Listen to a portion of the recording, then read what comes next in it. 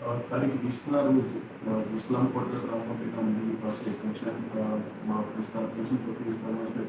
એમાં રાત્રિના 2 વાગ્યાના દરમિયાન એક કિશન દ્વારા એક ઇસ્લામ કોટર્સનું મકાન નીચે જાળીથી ચેક કરી અને એમાં જ્વલનશીલ પદાર્થ નાખી અને એમાં દિવસથી આગ લગાડવામાં આવી હતી, જેમાં ભારતીબેન જે છે જે 58 વર્ષના છે અને સળગી જવાના કારણે પગના ભાગમાં, પેટના ભાગમાં અને ભાગમાં જે છે બર્ન્સ ઇન્જરી થયેલા છે.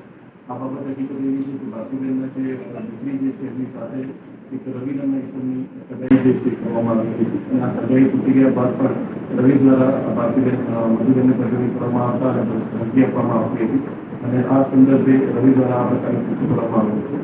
પોલીસ દ્વારા ધ્યાનમાં લઈને આરોપીની ધરપકડ કરી દેવામાં આવેલી છે અને જે યોગ્ય તપાસ જે છે એ ડીવાયએસપી કક્ષાના અધિકારીના સુપરવિઝન નિર્દેશન હેઠળ આ તપાસ પીઆઈ રઘુનગર જે સૂચના આપી હતી. ઘટના બનવા પાછળનું કારણ એવું કંઈ બંને વચ્ચે સગાઈ થયેલી હતી. આરોપી અને જે અત્યારે ભોગબનના જે છે એમના દીકરી બંને વચ્ચે સગાઈ થયેલી હતી અને સગાઈ પછી તૂટી ગયેલી હતી અને આ બાબતને મજબૂત રાખી અને જે આરોપી ઈસમ જે છે એના દ્વારા કૃત્ય કરવામાં આવેલું એવું પ્રાથમિક તપાસમાં જાણવા મળ્યું.